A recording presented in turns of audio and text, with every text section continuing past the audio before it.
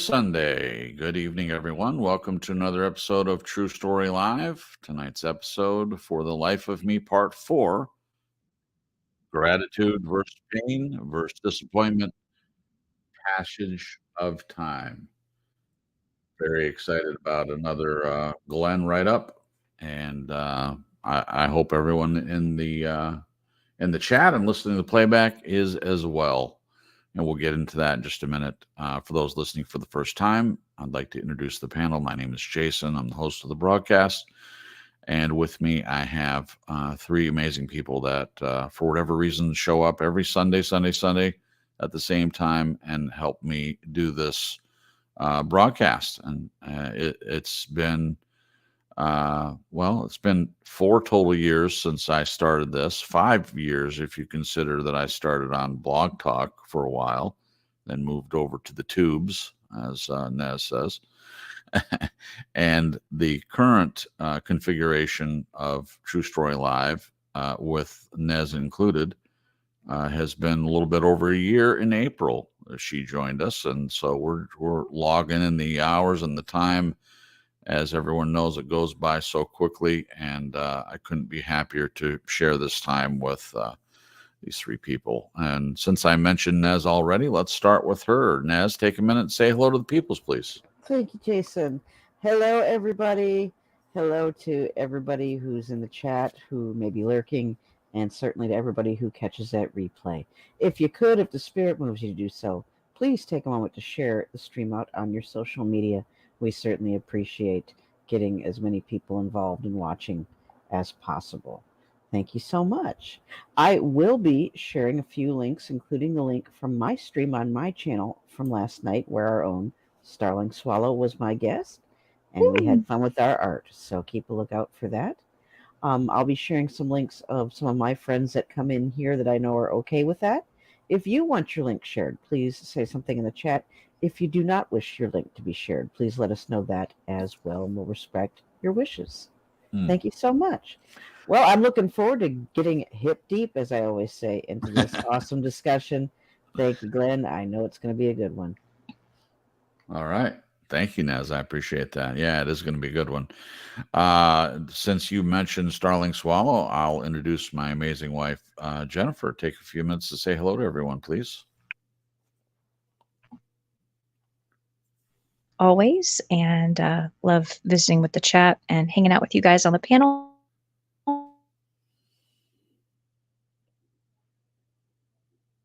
Hey, Jen? Interesting weekend, and we'll just...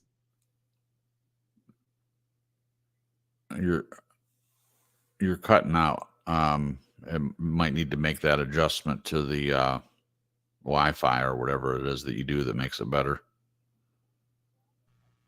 I don't know if you can hear me, but I heard about half of what you said, maybe half.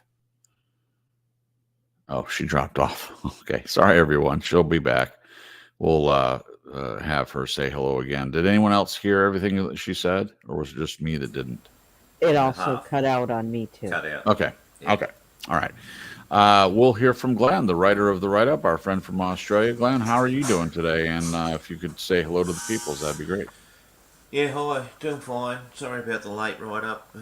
These things happen when they happen, sort of thing. The universe does not take instructions from me.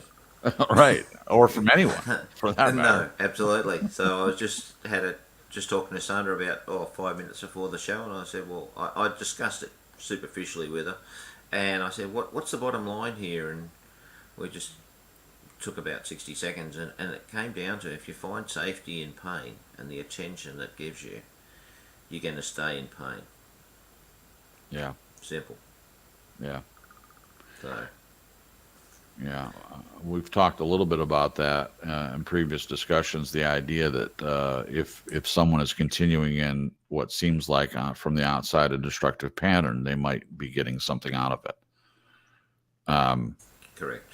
Yeah. So, well, I can't wait to get into it. And thank you for putting together the write-up, no matter how late it might have been. We're just grateful to have it, and it was in plenty of time to do the broadcast. So that's all. Denzel Washington, I don't even watch the movies. Decided to stick his face in it. Right? Exactly. There you Exactly. go. You can't predict anything, can you? No, no. And, Jen told me that it showed up in your feed and you just, for whatever reason, decided to watch it. And I happened to be I like Denzel Washington, of course, but the whole Equalizer thing, it was a TV show, series, you may remember, back in the Edward Woodward. 80s. Correct. Yes. And then, then there's been a couple of the Equalizer movies, and I like them. I don't know what it is about someone getting revenge on assholes. I mean, it's just very satisfying, when someone actually deals with these people that cause so many people pain. It just is good. So there's a lot in it. So I'll be interested to see what you have to think about it, and to have some discussions based on some of it. Jen, you were really breaking up, and do you want to take another run at saying hello to everyone? Yeah, does that sound better? Yeah, it does. Okay, I think it might have been the Bluetooth that was on Yeah. that might have been messing with it. Yep, I think All so. right. So I just was saying I'm always enjoy being here in the chat and hanging out with you guys on the panel. And I said something else. I just said it's been an interesting weekend. So it'll be the cherry on top will be tonight's write-up. Right. And if I get emotional, I am not going to apologize. Right. No need. No need. I just will go there. No, as Marisa said before the broadcast, you're among safe people. You're in a safe place, and whatever comes up, it's okay. I can't think of a safer place to share these things. I mean, of course, it's public, but if you're going to share things publicly, True Story Live is one of the safest places, in my opinion. Yeah. So, and that applies to everyone. I'd like to see Glenn get emotional once. he has Hey, before. Crips. Yeah, come on, mate. I can't even do write-ups unless I'm emotional. I know. So you're full of shit. I stepped in it. I stepped in it. I thought Glenn was going to ask you to guess which finger he was holding up. I wouldn't need to venture a guess on that. All right. Well, I'm excited to dive into this, but before we do, we have a few people in the chat. It'll be a short list for now, but we'll make sure and say hello to everyone new as they come in. So Jen, if you could say hello to the couple people that are in here, and then sure, we'll jump in. All right. So we've got our own Nez Leva. Rachel is here. Rachel Menifee. Hey, girl. Glad you're here. Preliminal. Did I do the right? Preliminal. That is correct. Woo! Wow. I finally got it. Wow. And they're cooking a pizza. I was asking if there's pineapples on the pizza. Hopefully, yes. Don't get Nez started. I know, right? Right. What did you call it again, Nez? The PPP Club? Hashtag Pineapple Pizza Pervert Nation. Yeah. Yep, the PPP Club. Love it. Love it. All right. So let's get into this. The title again is For the Life of Me, Part 4, Gratitude versus Pain versus Disappointment, Passage of Time. Welcome to Part 4 of For the Life of Me. It's said that time heals all wounds, but does it? Maybe. Some just learn to deal with the pain and disappointment of past circumstances better than others. As time progresses, if we wish, we can consider our experiences and perhaps even find solace in the present. Denzel in Equalizer 2 says, quote, "There are two kinds of pain in this world, pain that hurts, pain that alters." In the context of this broadcast, it means ignore your pain at your peril and watch it destroy you, or confront your pain, seize the chance to do something about it, and embrace the opportunity. Tonight, we ask, why do some perpetuate past experiences into today's life, and yet others, faced with similar situations, are able to move forward and live without recurring emotional distress? This evening's song is Passage of Time. The composer describes the song as a mysterious, solemn, and slow orchestral track that builds to an almost regal, stately back end at 2:45. It brings to mind reflections on the past. If you listen, I hope you like it. And the link is in the description. I do suggest it. There are two stories to kick us off. In the first story, Jen has made it clear in other shows that she exists in this historical hurt and pain roller coaster of wanting acknowledgement from her family. There seems a lot of disappointment in there somewhere.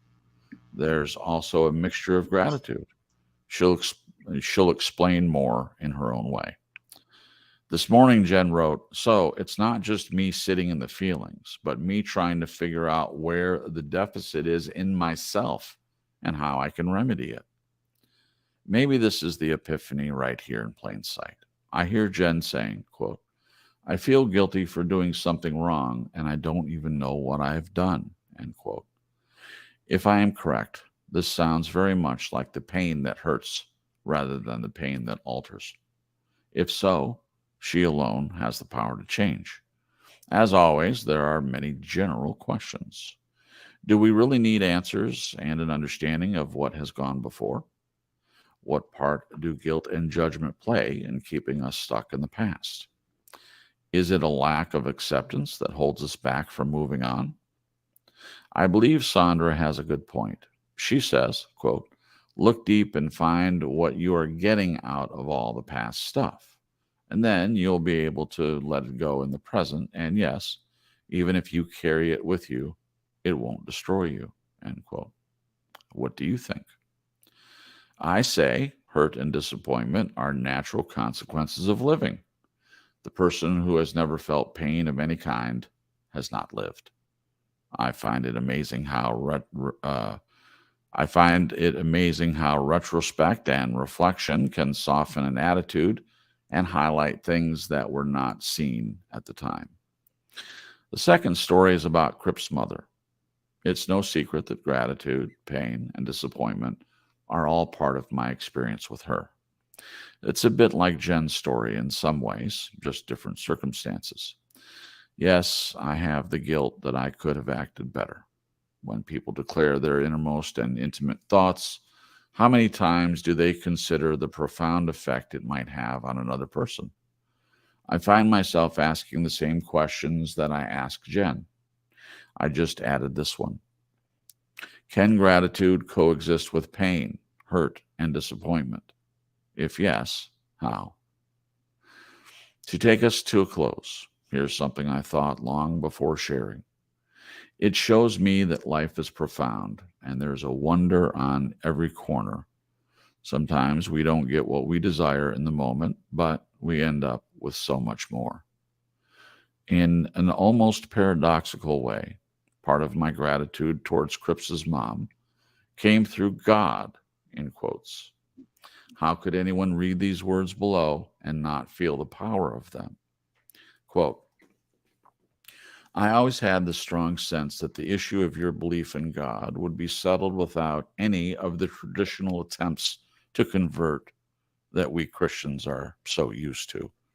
I feel so filled with his love now that if you cannot feel it when you are with me, then I don't know how that anything else that could be said or done would make any difference.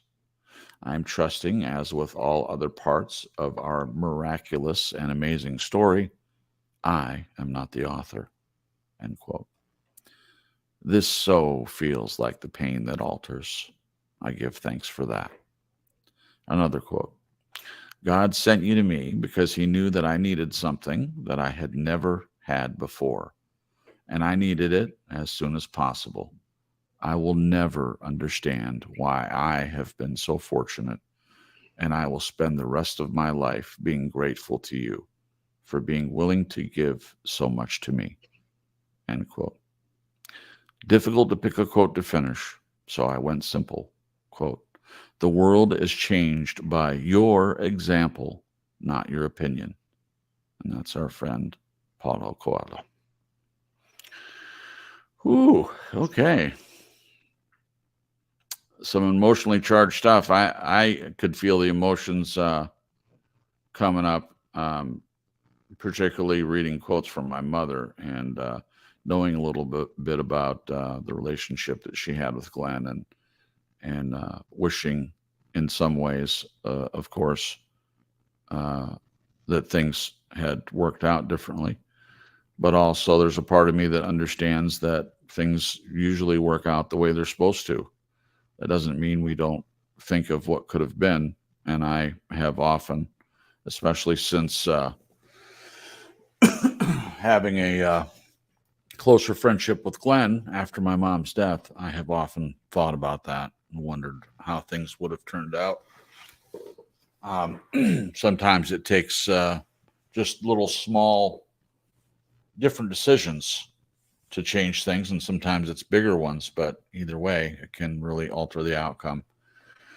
But I'm grateful for the way things turned out. I don't know if my mom had lived, and maybe if Glenn hadn't met Sandra, which I would never wish that. I'm just theorizing here. And they somehow, after my mom divorced my dad again, who knows what would have happened. And maybe the things that did happen, like me being married to Jen and things like that, maybe those things never would have happened if things hadn't happened the way they did. So anyway, let's get down to the brass tacks here and dive into this. First, I'm going to check and make sure there's no one else in the chat. I do see our friend Burnt Flowers Fallen. Welcome, my friend. We're glad that you're here. And let's just make sure there's no one else. Just a moment. Scrolling up. I don't see anyone else, but we will continue to watch for people coming in. And just thank you to everyone for being here. We certainly appreciate it, and hope that when we ask these questions, if you feel up to it in your own way, you can answer in the chat, and we would love to read your answers aloud. All right. So on the lighter side, I have to say I love the Equalizer movies. I think I may have mentioned that at the beginning, but this quote, there are two kinds of pain in this world: pain that hurts, pain that alters. I really feel like that's true. Maybe there's other kinds of pain. I mean, you could get nitpicky and say, well, there's physical pain and that doesn't alter. I think any kind of pain can alter. And there are some sorts of pain that really hurt pretty bad. And I would prefer, if I'm going to feel pain, I would hope that it would change something in me. And that's what I would always lean towards, rather than just pain for pain's sake, for sure. All right. And let's see. Okay. All right. I'm going to read Jen's. Well, no. Okay. Yeah. I'm going to read both of Jen's quotes. So Glenn put, this morning, Jen wrote, so it's not just me sitting in the feelings, but me trying to figure out where the deficit is in myself and how I can remedy it. Maybe this is the epiphany right here in plain sight. I hear Jen saying, quote, I feel guilty for doing something wrong, and I don't even know what I've done, end quote. If I am correct, this sounds very much like the pain that hurts rather than the pain that alters. If so, she alone has the power to change. As always, there are many general questions. The first general question is, do we really need answers and an understanding of what has gone before? Anyone have a burning desire to answer this first general question? Because if not, I'll go. I'll go. I'll go. Okay, Oh, go no, ahead. Jen, please, it's about you. Please go first. Yeah. For me, I have felt like I'm just such a curious person, and I like questions, I like answers. Sometimes I enjoy there not being answers.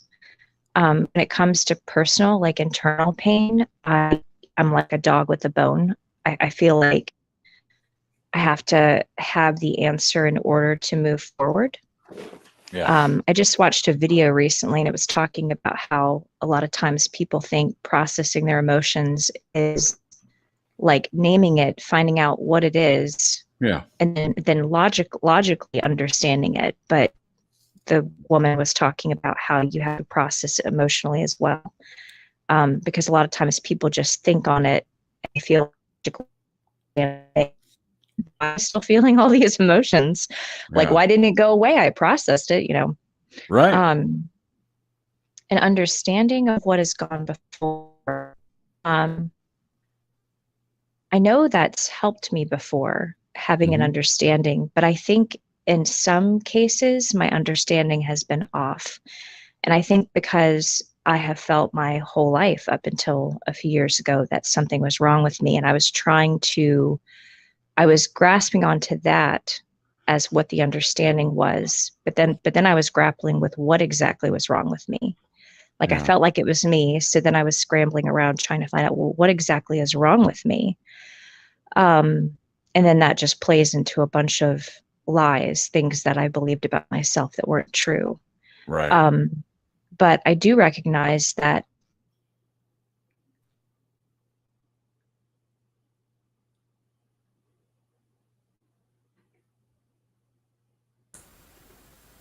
Are you there, Jen? She's having dropsy, isn't she? Yeah. Jen, if you can hear me, we can't hear you.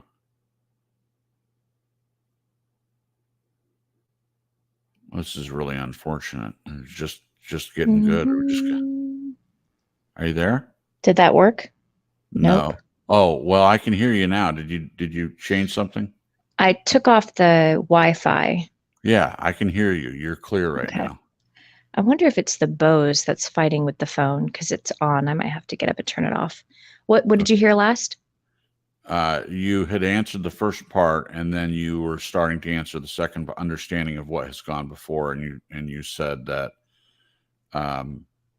sometimes well, I'm paraphrasing, but you get something out of understanding it, and then I think that's it. I don't. Yeah, cut off. I think I was saying that understanding not the lies and stuff that I believed about myself my Oh, whole that's life, right. but I remember now what you said. understanding the reality of the situation, Right. just as things are, Right. I feel like is key to moving on. Yeah. Yeah. So there's what you hope should happen, not just you, anybody. What you hope should happen or what you feel like should happen. And sometimes it's the reality of the situation. And understanding that can change, because what I hear you saying before was because of your curiosity and you're wanting to understand, that's helpful. But sometimes your understanding is off. Is that accurate to what you were saying earlier? And then if you dig some more, you might find that you're having trouble, or a person is having trouble accepting the reality, and they're filling in sort of the blanks of what they wish it was like. I don't know. Can you still hear me? I can hear you now. Oh, okay. I think I broke up. Now I forgot what I was going to say. All right, go on, guys. I'm going to turn off the Bose real quick just in case that's causing Okay. issues. Thanks, babe. Yeah, we definitely want to understand and hear you. That's always the case, but especially tonight. All right. Does anyone else want to take a crack at this one? The general question: do we really need answers and an understanding of what has gone before? If no one else goes, I will. If Nez, I saw you unclick. If you want to go. Okay, I just think it's necessary, even if it's painful, to learn from mistakes from the past. Not just our own mistakes, but the mistakes Sorry. of that's okay, of other people that we've been in relationships with. Um, and I think seeing those mistakes, we learn what's acceptable and isn't acceptable in ourselves and Wow. other people. Yeah. We learn to establish boundaries. We learn uh, valuable lessons about what we want for our life and ourselves. Yeah. In my experience, so Yeah. I mean, that's an excellent point. I agree with you completely. Thank you for that, Nez. I appreciate it. Real quick, we'll say hello to Little Mystery. Thank you for coming, Little Mystery. We're glad that you're here. And also our friend Dana, the Conscious Evolution channel. Thank you guys. Thank you both for stopping in as well. And hope that you're made to feel welcome in the chat as usual. And anyone else that pops in, if you could make them feel welcome too. We appreciate that very much. Glenn, you were going to go next. So why don't you go, and then Sure. I'll wrap it up. Sure. Okay. You know, I used to think pretty much like Nez and Jen, but I've completely revised my thinking over the years and gone the other way. Okay. With the thought that let's call it the universe. Okay. That's fine. Will provide me with understanding and clarity at precisely the right time, at the time I need it. Mm-hmm. So I'm tended. I think it's like part of this is like the discussion you had about searching and seeking, even in God situations. Mm-hmm. And I would say I can't do it anymore because I feel it feels like it puts limitations when I keep going out. My job is to only ask the questions, not to intervene in the answers, so to speak. Look, I know this might sound crazy, but for me it just works fantastically well. Yeah. Because it puts no pressure on. I don't have to know things, and if it comes, it comes. Yeah. So I'd say we don't really need answers and understanding. I'm sure it's nice to know things. Sure. But it's the approach that I think that if you have an expectation that you need understanding and answers before you can move on, you're going to be sadly disappointed so many times. Sure. Because some things are not revealed, ever. Right.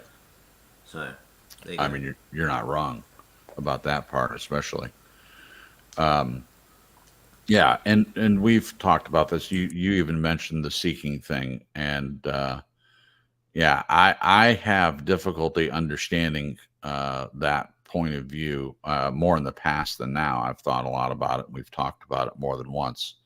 The idea of someone that doesn't have any curiosity to, or maybe it's not that. Maybe it's just the drive to search or to seek. I think it's very necessary. Now, are there things that God / universe reveals to us when we're not looking, when we're not seeking? Sure. You know, it's like, running into a briefcase of cash. You're not looking for it, but there it is, laying right before you. What a great day that would be for me. But yeah, sometimes people just stumble across information that they weren't seeking. So I'm not saying it never happens. And part of it is the fact that I've grown up within Christianity and believing the Bible, and the Bible makes it clear: seek and you shall find, not ask and you shall receive, seek and you shall find, knock and the door will be opened to you. Now, I was always brought up thinking that was just about salvation. Well, recently I've come to believe that it's not just about salvation. For me, may not be for anyone else, but for me, I believe that there's a part of us that should still continue to seek, especially when it comes to knowing God. Now, I agree with you that there are things that we cannot know. There are things that are, whether it's being held from us by government or people or parents or schools or whatever. There's information, I believe, that is out there. There is truth that someone knows about some things that they're deliberately keeping it from us. Now, You could say, well, that's conspiracy theory or whatever, and that's fine. I get that. But this is what I've seen. And it certainly backs up my idea when they release files that have been under lock and key for a number of years and they release it to the public. Of course, many things are horribly redacted and crossed out, so it's still not the full truth. But you learn that something that someone called a conspiracy theory 45 years ago was actually true. This happens all the time. So I don't think there's any argument that people hold truths from us. So that makes me a little, leery of that. But for me, just for me, let me say this first. I have no problem in what you're saying, Glenn. If you don't have any desire to seek, and you're okay with that, I think that's wonderful. And I also agree with you that if a person is only invested in the discovery and they're into the searching, they are going to drive themselves crazy. I've seen it happen with people that are diving into quote unquote conspiracy theories in that realm where they just go from one to the other and they think they've found the truth, and that leads them to another one, and they seek that out, and then they found another truth. And really, some of the stuff, we don't have any proof. There are a lot of things that we don't have empirical evidence in a way that we can say this is definitely a fact. It's not a theory. It's not what I feel is true. It's an actual fact. And there's an argument, in my opinion, for some of this in the existence of a God or universe or whatever. None of us here and none of us listening has actually seen the face of God physically. No one that I know of has heard his voice audibly. Now, I choose to believe that doesn't mean that he's not there. I've had plenty of proofs. Jesus said, in talking about the wind, we don't see where the wind, I'm paraphrasing, of course, we don't see where the wind comes, but we see what it does. We know that there is wind, even if we can't capture it in a jar. We don't know where the source of the wind comes from. I mean, scientifically, we have some ideas of how wind is created, but I'm saying we don't see the storehouse where the wind is kept. It's ethereal. You can't grasp it, but there's no argument that it exists. We see that it can do a lot of damage. And it can be very gentle on a warm summer's day, and there's a nice cool wind coming, and it can be very relieving. And that's sometimes the way I feel about God or the universe. I see the results of it. So for me, I've definitely come to the point where I do agree and believe that there are things that are not going to be revealed, at least in this lifetime. There are truths that I will not be able to know, and I'm okay with that. But I still enjoy seeking. There's something that tickles my curiosity because I like discovery. I like seeking for something and finding it out. It's like putting a puzzle together or reading a good book.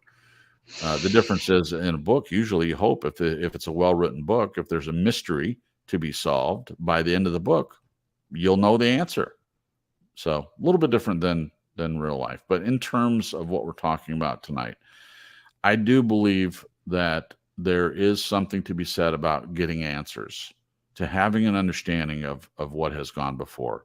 I do think that some people spend too much time in that place. They become professional answer seekers rather than enjoying the present that they're in, allowing themselves to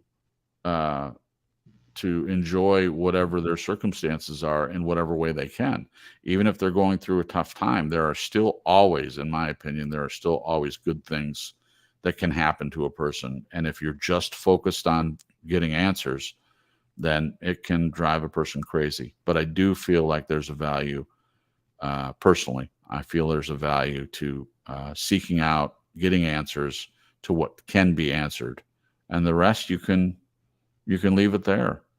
That's my opinion on that.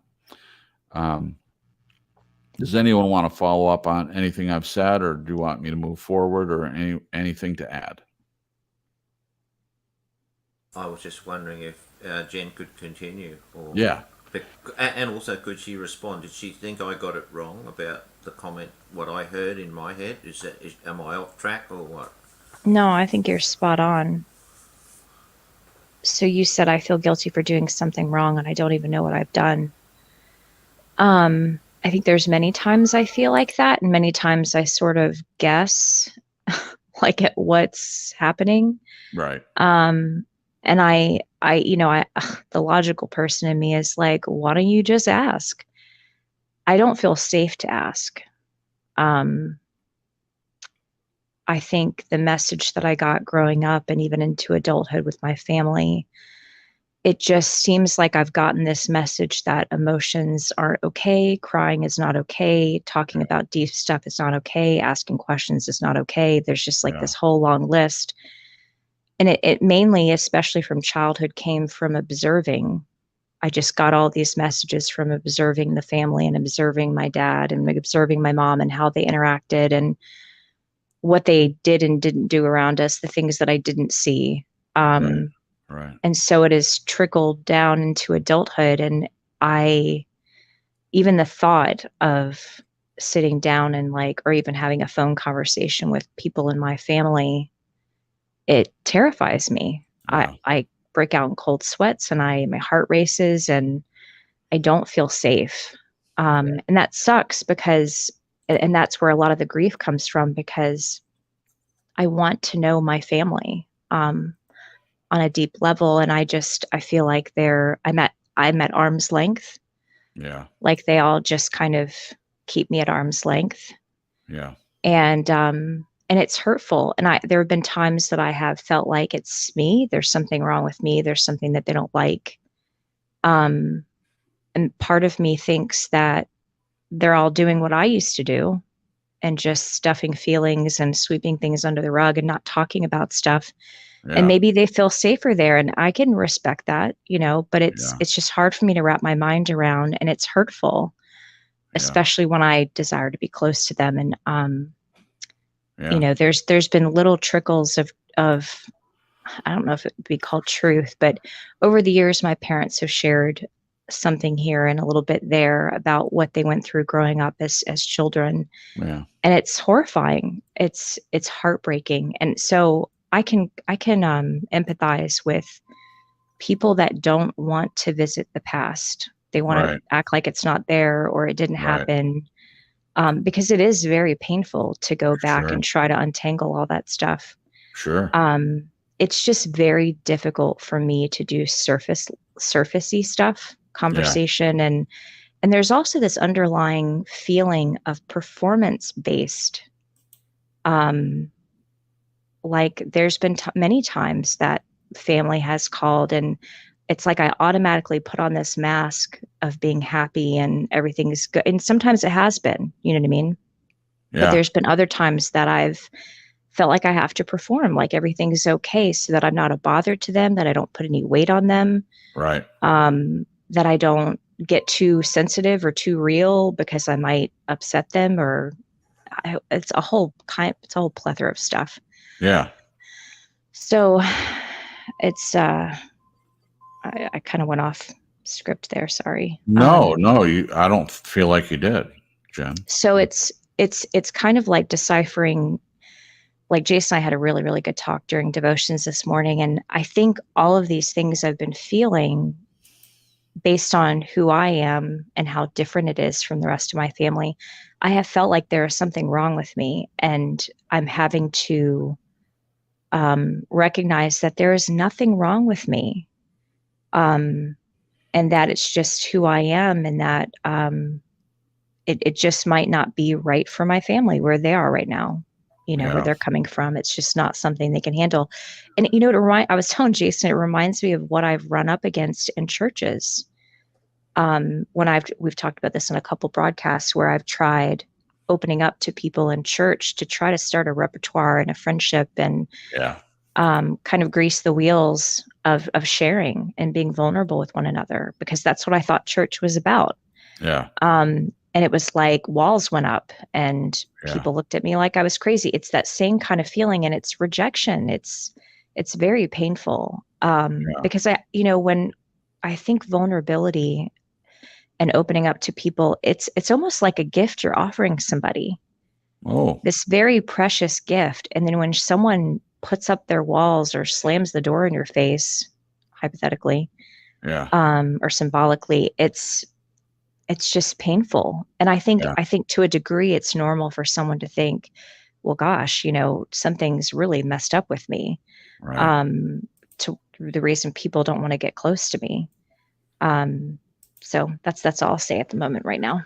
Yeah, and of course, for me, your husband, it's irritating to me that you could ever think that you would ever think that the problem was yours, when I clearly see it as their problem. It's not them. I mean, they may be holding you at arm's length, but I made the point to you earlier, just sharing it with everyone else, that they hold themselves at arm's length. They don't know themselves. They don't have a deep relationship, in my opinion, with who they are. So how in the world would they be able to have it with you? And if a person desires intimacy and transparency and authenticity for themselves, then yeah, it would make sense that they're going to want the same things from people that are close to them and important to them. But if they don't want those things, and they see someone else who, to them, those things are important, and they ask for those things from them, of course they're not going to want to give that. Of course they're going to hold that person at arm's length, because it threatens their secretive Apple cart nature. Yes. Yeah.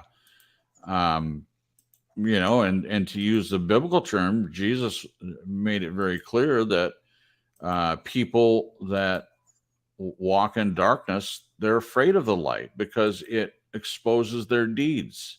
To me, it's kind of like that. It's like, you definitely made some good points, and it's not just them. It's a lot of people that have had things happen in their childhood, some bad things, but when they become an adult, in my opinion, it becomes their responsibility to do something about that. And if they don't do anything about it, then it leads to physical, emotional, spiritual, mental damage. And it's just difficult, not just you, Jen, but it's difficult to see people that have families like that. And I'm sure it's not that they're setting out intentionally. Some families would intentionally set out to destroy their children. I definitely don't feel like that's the case. But no, I don't either. Right. But as we're talking about today, sometimes there's the desire to be close to your family, and there's nothing wrong with that. I don't know anyone that doesn't want to have a close relationship with their family. It's important. But when you keep trying and keep trying and keep trying, and there's no forward movement, I find it difficult to get to the point of thinking that the problem is you. When from the outside, to me, the only problem that's yours is if you are staying in this place of feeling like everything's your fault, and not living in the reality that it really could be that your parents just are not capable. Your family's just not capable of going deep. They want to be shallow. And all the focus doesn't need to be on you. I have the same thing in my own family. I love my dad. I love my mom. My mom was very, very capable of going deep. We didn't have a surface relationship. In fact, when she and I went to counseling together, the therapist, Gracia, which was a friend of my mom's and later became, I went to her on my own, and it was very helpful. But they graduated together. They were both getting their counseling degree. So she knew her for a long time. And she was helping us work through a few things. And she said, "Do you guys just ever go and do something fun?" And my mom and I looked at each other and says, no. Everything was deep. It's like you can spend too much time, what was her point, you can spend too much time in the deep waters and never do anything that's just fun. And unfortunately, this was shortly before my mom died, but we did start to do things fun. One of the things, she took me to see Screw Tape Letters, the Broadway show, the traveling Broadway show that came to the area. And that was like 3 or 4 weeks before she passed. And I'll always cherish that we did something fun together. And we used to play tennis together. That was another fun thing. We both enjoyed it. And we would play tennis together. And when we drove around, instead of talking about deep things, we tried as best we could to talk more about surfacey fun things. It was very difficult, just because our whole lives we had mainly focused on deeper things. So some people, my point is, some people are more capable than others. And then sometimes, at least according to Gracia, the therapist, we can go too deep, too much. And there's not any levity. There's not anything just surfacey and fun. But for a person who desires and craves deep relationships, and is a person that does that for themselves, if the person that you're trying to have a relationship with isn't interested in that, it's not a problem with you. It's a problem with them. Now, they may not care. They may like, I'm good with not looking at the stuff that would heal me. I'm good being surfacey. I'm good sweeping things under the rug. Well, if that's the case, then, more power to them. The difficulty comes when you want to have a relationship with that person and they're not available. It's unavailability, in my opinion. Okay. A quick question for Jan. Go ahead. Oh, sorry, Nez. I just want to, Jan, do you think it is the pain and discomfort you feel? Is it the pain that hurts? Is it hurting you as such? Like physically? Well, because you go through the roller coaster, it's like on a merry-go-round, isn't it? Oh yeah. It goes well, then it goes down, up, down, up, down. Can you describe what you're actually feeling? Are you altering that? That's a good question. Altering the roller coaster. Well, is the roller coaster that internal pain that you feel like it's physically, yes, it physically affects you. Yeah, it does, physically and emotionally. I had explained to you earlier that I noticed this morning, just thinking about it, that it's sort of dependent on where I'm at with myself. So if I'm feeling confident and proud of myself and all those positive feelings, I'm more inclined to accept the reality and be like, it's not me. It's just them being who they are, and that's okay. And I can accept that and just do my thing over here. Right. But then when I have moments where, like I have a hard week and like thing after thing is hitting me, like this last week, just a lot's been going on, and that just kind of wears me down. That's when I tend to slip back into old patterns of thinking that it's something I did. And I start kind of like the ruminating, I call it the hamster wheel of death, where I'm just almost obsessively, kind of like a scientist would look at every angle of a cell or something new they discovered. Right. And I'm looking, it's like a puzzle. The whole familial thing is a puzzle, and I'm trying to figure it out. And part of that is rooted in me. There's still a part of me that feels like I need to fix it. And so I'm looking at it from every angle and trying to, and getting into people's heads, which I should not be doing because I don't know what people are thinking. And if there's anything, sometimes I think stuff's going on and that everyone's talking to everyone else, but they're not coming to talk to me. Mm-hmm. Because from when I was little, I was called too sensitive. And I think I'm too sensitive for my family. I think I'm perfectly sensitive. But I think because of their aversion to emotions, yeah, I am too sensitive for them.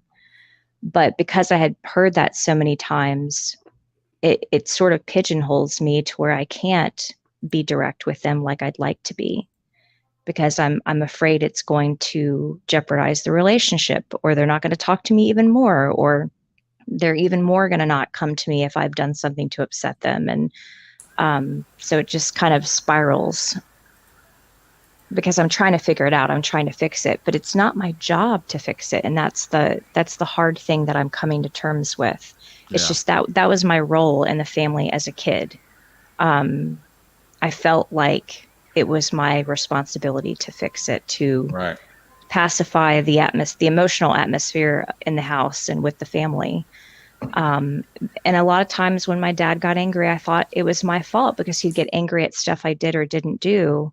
Yep. And I just got this idea as a kid that my dad is angry because of me, because of something I did. So if ever he was angry, I was taking it on as he's angry because of me. And Yeah. because nothing was talked about, nothing was explained. He never explained, like, I had a hard day at work, or your mom and I are in a fight about such and such. There was never conversations, Yeah. so it was always trying to figure out the puzzle based on the emotional atmosphere, which is very confusing for a kid. And then you're trying to be a detective, like an emotional detective, and try to make sense of something that's not being explained to you. So you Yeah. start coming up with answers that might not be the answers. Yeah. It might not be the reasons. So Jen, a quick one. What's it going to take for you to acknowledge that family doesn't necessarily accept you for who you are, but you are not a. Hang on, I need to say that again. What's it going to take for them to accept, for you to accept that they accept? Okay, I blew it. I know what Okay, you're I'm saying. going to try again. I'm getting this confused. Okay, they don't accept you for who you are. What's it going to take for you to believe that you don't have to? You don't have to be part of that. It's not your responsibility Yeah, to take that on your shoulders that they don't accept you. Great question. that is a great question. The place I'm at right now is I'm just trying to swallow that horse pill of reality, Yeah. and just embrace the fact that I do have people in my life that accept me and that want to be known and want to know me, and Yeah. that's a wonderful gift. But beyond that, I'm not sure. Do you have any suggestions? Another great question.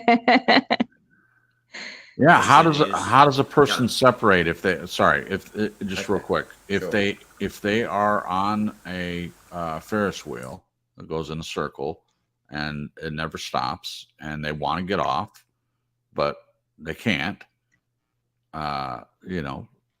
metaphorically speaking, with family or friends or marriages or whatever, they know what they want. They can clearly see what it is that they want. And it just doesn't seem, they can't get it. And I know you're not saying this, but people are saying, well, just get over it.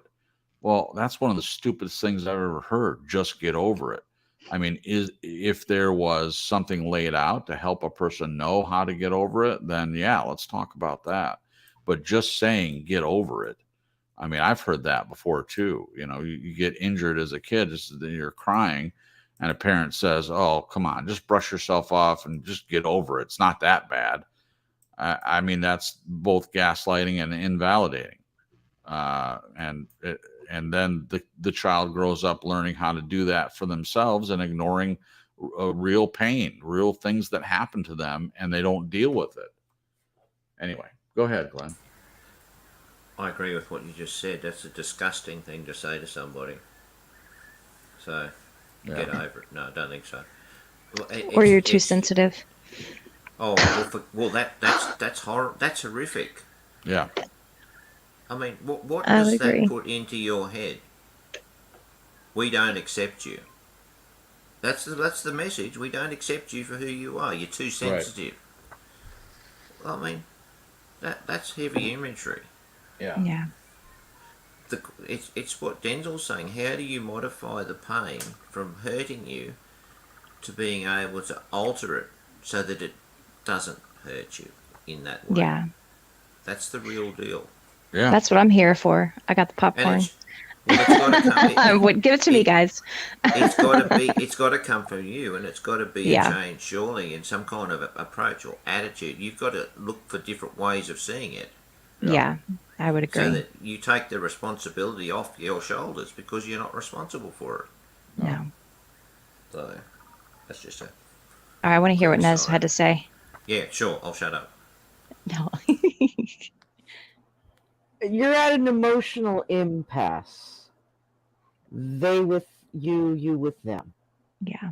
And I believe it comes to a point where you all love each other in whatever capacity that may be, with whatever intensity. How you express it varies Right. from each person. I understand that. And how people show that love is going to vary from one person to the other. Okay. But when I say emotional impasse, what I mean is your parents have always been this way, if I'm not mistaken, correct? Yeah, they've gotten a little bit better over time, but it's still. But it's pretty much still the same flavor. Yeah. Okay. There might be a few sprinkles here and there, but it's the same scoop of ice cream you've been having for the last 40-some years. But, okay. To soften the narcissistic manipulative term of you're too sensitive and get over it, which is, it's a manipulation is really what that is, in my experience. So you're at an impasse. That just means you are at two different places. And there comes the time to accept that this is how they're going to be until their dying day. And thankfully, this is how you are going to be until Amen. your dying day. And as long as there's still love there and potential for healthy exchange between you and your parents, then you win. Yeah. But you may never get what you want out of them on top of anything else other than that. What's there? They Yeah. may never get from you whatever it is that they hold against you or wish that you were or could be, whatever those things are. Those may never happen. Yeah. And only you can decide to keep loving them no matter what they do. Yeah. So that's the mouthful I had there. And love myself despite what I think anybody thinks of me. Exactly. Right. Do you have more to say about that, Jen? I'm eating a cashew. Sometimes Lighten the mood. sometimes that's what it's all about, is eating a cashew. Sometimes you just need a cashew. Sometimes. While we're at this little moment of taking a breath, I really like Little Mystery. There's lots of good points that they are making in the chat, and I really appreciate some of the things that they are saying. Thank you for all your comments. I certainly wouldn't have time to read every one of them out loud, but thank you for being here. I appreciate your comments. Okay. Are we ready to move on to the next question? I obviously we're not done talking about this topic, but is everyone okay with going to the next general question? Yes. Okay. The next question is, what part do guilt and judgment play in keeping us stuck in the past? Another good question. What part do guilt and judgment play in keeping us stuck in the past? And I'll oh, go ahead. Do you want to go first? You can go first. No, I don't need to go first. No. Are you sure? Yep. I judge you. I'm just kidding. I'll start with the judgment part. I think I have judged my family in the past for not being more like me. And I've had to kind of look in the mirror and realize that that's not okay. I don't want to be that person, and, Glenn, many times, and I think you as well, Jason, have helped me return back to the gratitude side of the coin instead of the judgment side. And then guilt. What part of guilt plays in keeping us stuck in the past? I think that for me is connected to thinking that there's something wrong with me, as to why the relationships haven't gone deeper. Or even like I was going to say earlier, I think the comment too sensitive and the prefacing sharing feelings with, now don't get mad, or this might hurt your feelings, and comments like that. Right. Just, again, it's giving me the message like, who do these people think I am? Now, I do understand that they haven't really gotten to know the new me. No. So they did know the old Jen who was taught to stuff her feelings and then married somebody for 14 years where it got like a million times worse, Yeah. where it was not safe to share anything. Right. And so I would bottle stuff up. And then when something would happen with my family, all these emotions would just explode all over the place. And it wasn't, I don't think my family understood that it wasn't just the instance in the current situation. It was like so many hundreds of instances up until that point that I had been stuffing. Yeah. So I had a point. So there's this guilt that there's times where I feel guilty that maybe this idea they have of me is keeping them from like sharing if I've hurt their feelings or made them angry or whatever, because they're afraid of how I'm going to react. And maybe they can't handle the emotions that I'm going to have. But again, they haven't really gotten to know me since I've been healing, and I've learned how to validate. I've learned how to, instead of being stuck in this torrent of my own emotions from stuffing that are exploding out of me, I've learned to be able to take a breath and put myself in their shoes and be like, you know what? I completely understand why that would upset you. And, you know, let's talk about unspoken expectations because I didn't realize that was important to you, or whatever the case Right. may be. So it's kind of like we're at an impasse, you know, with Yeah. it, because there seems to be fear on both sides. I'm guessing with them. Maybe they're afraid they're going to upset me or make me emotional. Right. I don't know, but there definitely is guilt. I have felt guilt for a lot of things. One of them being a sensitive person. Yeah.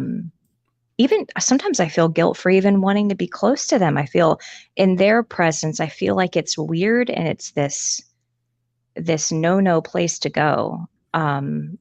And so when I open up to them a little bit or ask, you know, it's just like this very walking on eggshells kind of situation with them. And I feel like I have to be surfacey in order to keep them comfortable. And there's a lot of guilt around that too, toward myself and others. And it's just a mess. You guys still there? Okay. Yeah. No, I mean, part of me wants to say, so what? You know, if they can't handle who you are, the problem is with them and it's not with you. If let's say you were too sensitive in the past, let's say you really were. Let's just, for shits and giggles, let's say that in the past you did take things too far with being too sensitive. You allowed your feelings to be hurt over and over again with little stuff that today wouldn't have bothered you even a tad. So what?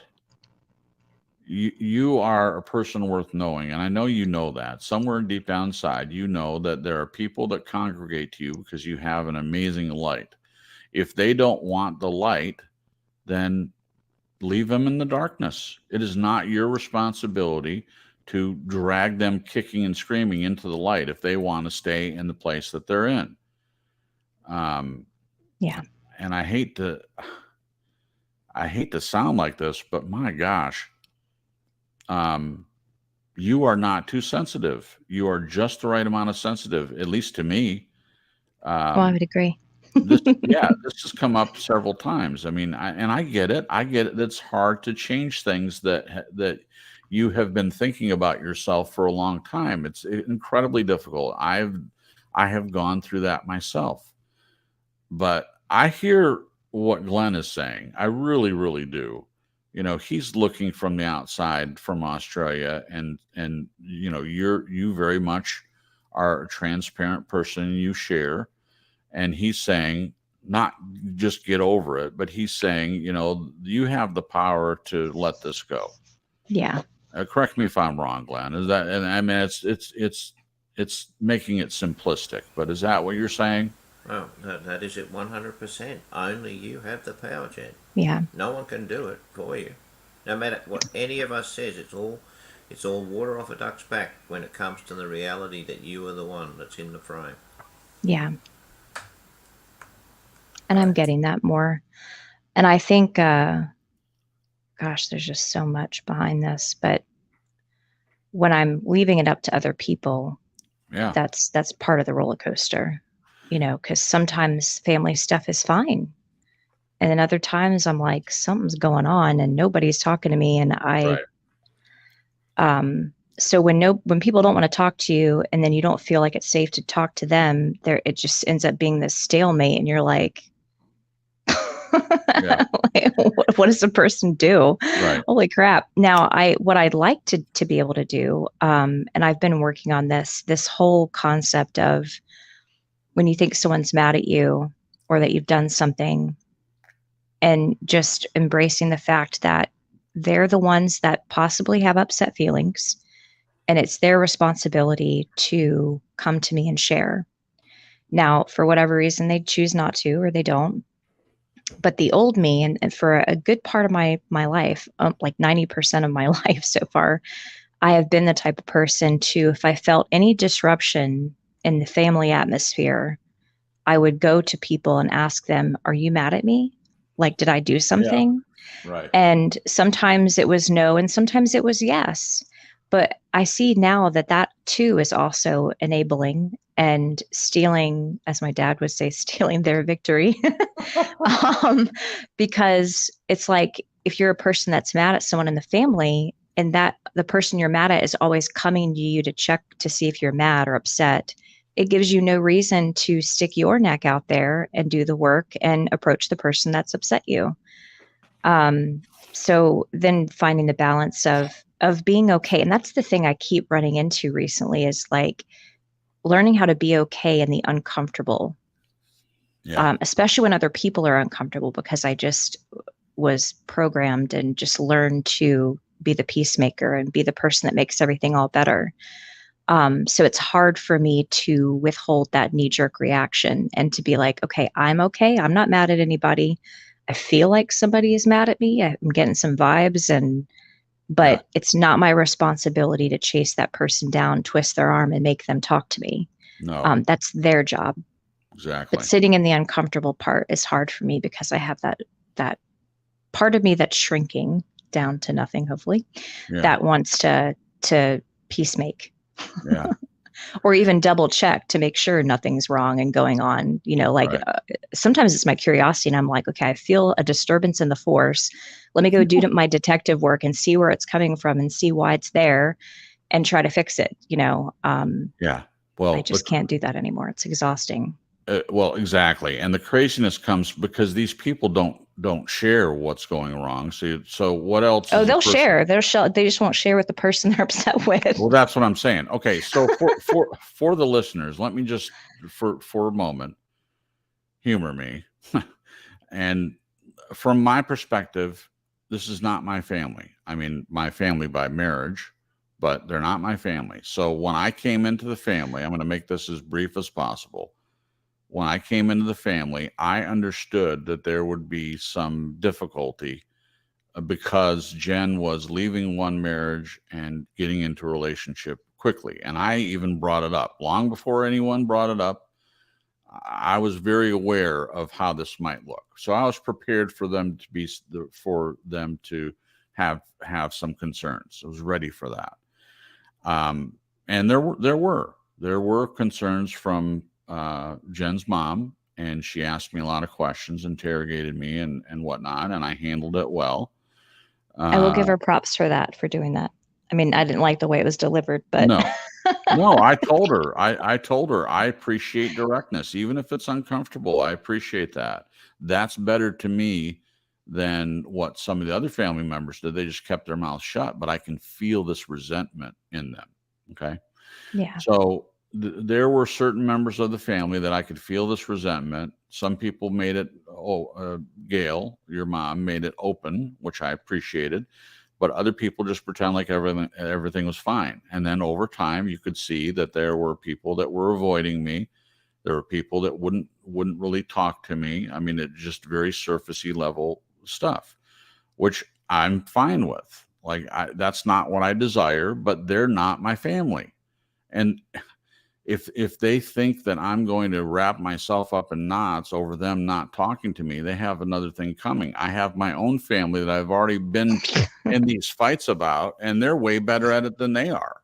So yeah, they can't do anything to me. But anyway, time has gone by, and there have been some results. I'm speeding to the end. So I just, when I think, okay, I'm making some progress.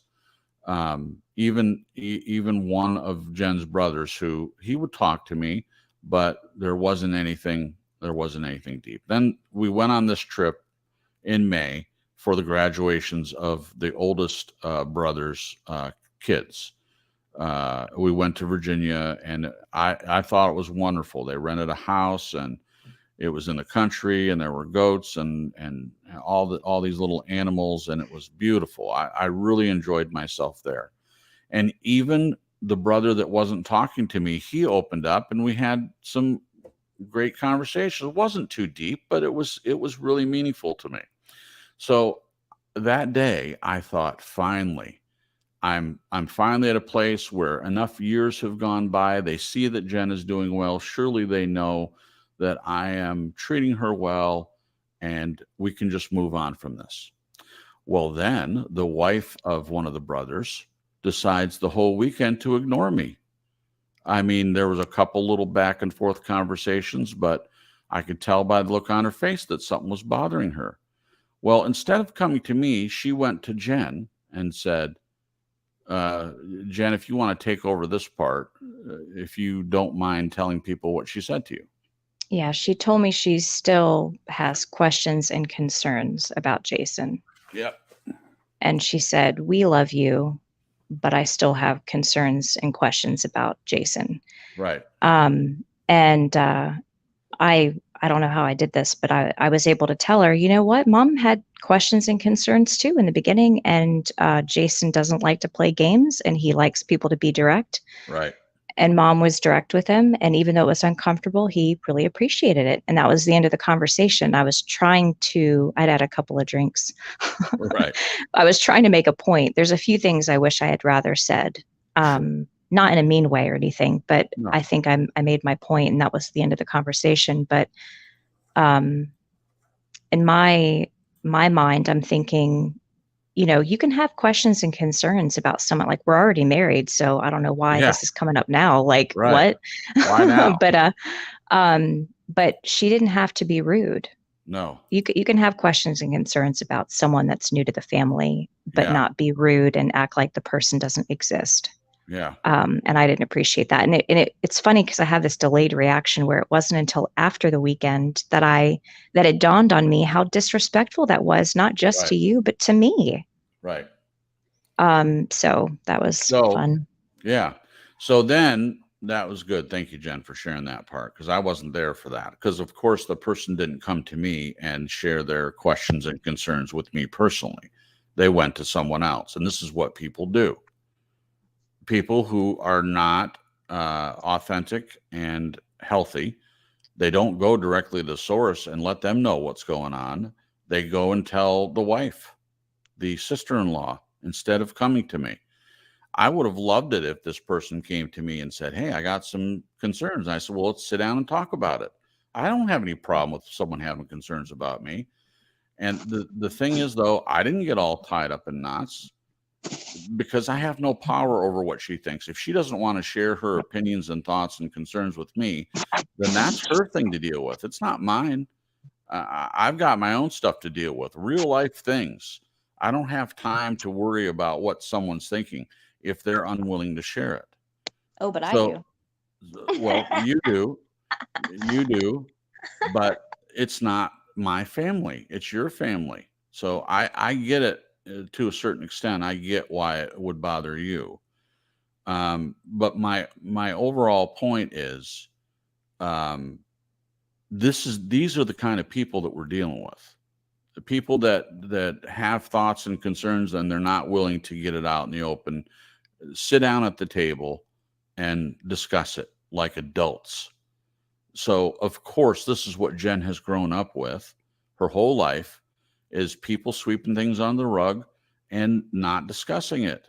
And she's had to play detective her whole life, trying to figure out how to make peace in the family. This is why she has struggled being a people pleaser, in my opinion, and why it's still a problem today. Of course, it's an issue. To me, it's very clear why she's having to struggle with this now. Now, of course, as her husband and as her friend, I'm looking at this whole situation and saying, if they are unable or unwilling to be adults and be healthy, then we've come to the impasse that Nez mentioned, where you either have to decide that you're just going to move forward on your own and love them as much as you can and accept the relationship that they're able to offer and let them have their concerns and thoughts, and you focus on you. Now, easier said than done, because again, I'm not the one in the situation, but as much as I care about you and love you, it's just difficult to see you think that there's anything wrong with you, when clearly to me and probably to the listeners, it isn't you. The only problem, in my opinion, that you have is that this stuff is bothering you to the point where, as Glenn says, you have good times and then bad times, good times, bad times. You have an epiphany, you talk about it, it seems like you're moving forward, and then you feel stuck again. Now, there's no guilt and shame here. I get it. You can't put it, this is something my mom taught me, and it was referring to grief, and there's some grief here too. You can't put a time clock on grief. You can't say, okay, I'm done with grief. But feeling grief you can do on your own without them being involved. What do you do if a person dies and there's unresolved issues? The person's not there to work through it with them. So you do what you can for you to work through the grief yourself. And they're living people, but they might as well be dead in this way. If they're not willing to work through things with you and work towards being healthy and having a better relationship, that's their loss, not yours. All right, I'm going to shut up. Okay. We're at the question. Well, first, does anyone have any comments about anything that was just said? I just have a comment. Why? Out of all the people in your family, Jen, why is the focus on you in this way? Why is it important for the whole damn family to analyze you and your life and your decisions and your relationships? Why does the whole damn family have to just focus in on you? What's going on with everybody else? Is everybody Right. else having a perfect, spotless, blameless life? I don't effing think so. No. I see this as manipulation. I see this as narcissistic abuse, and I see it enabled. And it just makes me angry when you talk about I hate you for bringing this and making me but it makes me angry to see the ongoing behavioral patterns that come from these type of toxic families. It's all a game. It's all manipulation. Where were these people who cared so much when you guys needed something? Were they there for you? No. Were they so concerned with your welfare when you needed something else? Or, you got a big family fortune and they're afraid Jason's going to come in and take their inheritance? What the F is going on? I would love to choke all these people and get some questions out of them. Really. Well, there we Honest go. to God. Okay, I'm good. That's great. One of the many reasons why I love you, Nez. She said exactly what I was going to say. Right. There No, it is. but not really, but it's pretty spot on. There it is. I'll give you credit for that one. Well said. Yeah. I think can y'all still hear me? Yep. Okay. I think my life, maybe the way my family has thought the way it should play out, and the way my brothers' lives have played out, getting married younger, having kids. I think I'm the one that sticks out because it hasn't worked out in that way. And I know there's been times I've been judgmental of myself because there seems to be this expectation, even like societal, not just in my family, but societally, if that's a word. So I do think it sort of has a spotlight on me in a sense. I'm not saying that that's right or okay. But I think it causes them to worry. But I don't know. I guess too, since when I was younger, again, for the majority of my life, I had allowed everybody around me to be my authority. Now, of course, my parents were my authority when I was a kid, and my oldest brother was kind of like a dad figure in a way. But when I became an adult, it was like that particular relational dynamic continued. Part of it was because I let it, because I didn't know any better. No one ever taught me how to go off on my own. I didn't have the role models to help fashion that for me or show me how it's done. And I was just so used to people telling me what to do or asking everyone around me what I should do and then basing my decision on what everyone told me. Yeah. So now that that's changed, there's been a couple instances where I think, I don't know if people are testing me. I don't know what's going on, but it's almost like people are sharing their thoughts and opinions. But I've been for the last 4 years choosing to trust myself, choosing to make my own decisions, and there's been pushback. So I think that's kind of caused some kerfuffle as well. I don't think that makes them comfortable. And I just watched this video recently about how the ways that we try to control other people, it's to alleviate our own anxieties regarding them. And it's a way to have control. And I do think there's some of that going on in the family where I think they're learning now, hopefully, that I'm my own person separate from them. Like it reminds me of enmeshment, like I'm a, what do they call that? An extension of them. And so when I've been given advice or someone's shared their opinions that I didn't ask for, they expect me to hop to it. And I'm like, no, I'm living my life the way I see fit. And I'm finally learning how to do it. Go away. That sounded harsh, but no, it's time to talk harsh, in my opinion. Yeah. It just is. I mean, I'm not trying to force you to heal quick or anything like that. And I think you know that. I just think that, if they're not willing to be part of the solution, then all they are is part of the problem. And one of the things you mentioned, because I've heard this a lot from your parents, specifically about, oh, we have worries. Well, you need to deal with your own worries. And I felt that the whole time. You deal with your worries. I don't want anyone trying to make their worries my worries. I'm not going to allow it. Yeah. But it's an issue. I think my family has been used to their worries becoming my worries. Okay, great. All right. So that's the past. That's the way things had worked then. And this is now. And I'm saying that I don't have any room for their worries to impact us and us moving forward. I never have, but certainly now I'm at the point where not anymore. I just can't. I wish that they were in a better place. I wish they were willing to go to counseling or get some help or something. But as Nez says, their lives aren't perfect. None of them.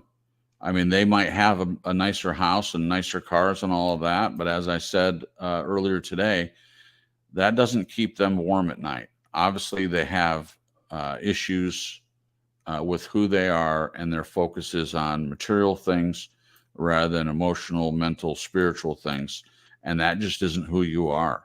If that was the way you are, you and I wouldn't be together. And we both know that. If you were like them, not only would I not be interested, but if your focus was on material things, we would have never gotten past a first date. I mean, that's just the fact of it. You're not like them. In fact, sometimes I wonder how you even came from the same family. I just really do. Of course, you could wonder the same thing about me. I get it. I got another question. Were these family members this concerned for this long when you were in your first marriage? When you were No. actually going through abuse? When you were with somebody that was hurting you? Did they care so much and get in your ex-husband's business the way they're doing to Jason? No. And if they were, they didn't tell me. Right. Uh-huh. So So you got to be wondering, where is this really concern or is this manipulation and control? Right. So, okay, all right, I'll shut up. Thank you. No, Nez, that's good. Thank you. I'm fired up. Well, Hi, yeah. Billy. I love you. Billy loves my rants. Okay. Billy. I like your rants too. All right. What part do guilt and judgment play in keeping us stuck in the past? And I want to comment on this real quick, and then whoever hasn't answered, because I've forgotten by now who's answered and who hasn't. I think What you and I part- are the ones that answered. Okay. What part do guilt and judgment play in keeping us stuck? They play a huge part, in my opinion. And in this case, and what we're talking about, Jen feeling guilty, or any person that's in a similar situation, feeling like there's something wrong with them, feeling the judgment of others, and allowing that to keep you from moving forward, is what keeps us stuck. Their guilt and their judgment belongs to them. It doesn't belong to anyone else. They need to deal with it if they want to deal with it. It has no part of your moving forward. It does keep us stuck. And I'm saying the same. I've experienced the same thing. I have dealt with my own guilt and my own judgment of myself. I have had the negative tapes playing in my own head, because the thing is, these people that make these tapes for you, they've moved on. They're not thinking about your everyday struggles, and they don't have to, because once the tape starts playing, if you don't do something about it and change the tape, then it's going to continue to play. And if that tape is full of judgment and guilt, then yeah, it's one of the biggest things, in my opinion, that can keep us stuck. What do you think, Naz? What part do guilt and judgment play in keeping us stuck in the past? What do you have to say? Well, Jen, you brought up many times before that your parents, particularly, as well as other family members, they kind of, and narcissistic families and toxic families kind of have a way of freezing you in time. They want to keep you at a certain age, at a certain place, at a certain station, playing a certain part in the family dynamic. If you're the scapegoat, they want to keep you there. If you are the person that is supposed to be responsible for everybody else's happiness, or the blame for this or that, they want to keep you there. Well, Jen, the problem is, from what I can see, is you've moved on. You're happy. You've found joy, and you've found a good person to be with, who doesn't fit into that toxic dynamic, who doesn't bend to the will of abusers and narcissists. My God, woman, you're free. And toxic people want you back in their toxic spider web, and they don't like it. They just plain don't like it. Call it evil, call it demons, call it whatever you want to. It's evil, but you are not the same fit into their paradigm anymore, and praise God for that. Amen. But as long as you don't fit into their supply mechanism, which, if you know about narcissistic abuse, they get supply from your reactions, from your emotional responses, from you going after them and asking them if you've done anything, when most time, 99.9% of the time, you haven't. They're still getting fuel from that. Yep. So just don't give it to them. You're free, woman. You're free. And they don't like it. Okay, I'll shut up now. No, they don't like it. Thank you, Naz. I appreciate that. Glenn, you're up next on this one. What part do guilt and judgment play in keeping us stuck in the past? What do you say? Well, I'm glad I'm not trying to top Nez, because I wouldn't be successful. So I'll keep mine simple. Look, I did therapy between your mum and Sandra, and this was quite a big topic on the table. And the therapist, I thought, was really good. She said, "Okay, I want you to list all of the things that people have done to you, You know, who are you holding things against? Where's all the judgment? Then we got through that, and okay, got a list. Then she said, okay, now we're going to do a list of what you've done to others. Now that was, oh shit. Yeah. It was probably a different 4-letter word, Right. because then the reality comes into play. You're thinking about what people have done to you, but what about what you've done to them? Sure. And then it comes to, what are you going to do about it? And what's the lessons you've learned, and what are you going to do going forward? Well, number one is, I have no control over what anyone's done to me, but I do have control and power over what I may have done to them. So first, number one, make reparation. As tough as it is, eat the humble pie, make reparation. It might be a lump in the throat, but do it. And the next part is, don't learn from that and don't do it to other people again. That's the thing. Don't be doing the guilt trip and putting the judgment on. And as Ned said, when you don't do that, you're free. It works. I don't feel that at all now, but I did. I certainly did. Mm-hmm. And it's just like being released. Yeah. Into a, the sky is blue and not grey sort of thing. Right. So that's my answer. Yeah. Thanks. Thank you, Glenn. I appreciate that. Did everyone answer that one? I think so. All right. The next general question is it a lack of acceptance that holds us back from moving on? Is it a lack of acceptance that holds us back from moving on? These are really great questions. Anyone want to answer this one first? Yeah, I do. Okay. It's a lack of acceptance on our part for not accepting that they are who they are, and it's a lack of acceptance on a part of ourselves for not finally just being okay with accepting that we are who we are, particularly when we're in a place where we have broken free from the guilt trips, the manipulation, etc., etc. Right. Short and sweet. There you go. Thank you, Ness. Anyone else? Go ahead. Read the question again. Sure. Is it a lack of acceptance that holds us back from moving on? A lack of acceptance that holds us back from moving on. Yeah, I think for me, that's a big one. Mhm. I think self-acceptance, I'm still in the midst of that, trying to Sure. figure out what that is and what it looks like and how do you do it. Sure. Because again, I've spent my whole life, it's like my acceptance of myself was based on if other people accepted me. Right. So that's been a whole storm forever, for a long time. Sure. So I'm in that place now, learning how to accept me. Right. And that being my priority, Yeah. being the most important part. The other part that's played into this is, I'm not sure who else has observed this or gone through it, but I got messages in the church too that, putting other people first, messages when I was younger and a teen where it was like any kind of focus on yourself was just this horrible negative thing. Yeah. And so it was like, forget thyself, Right. and so that played into every dynamic that I was learning through my family and Sure.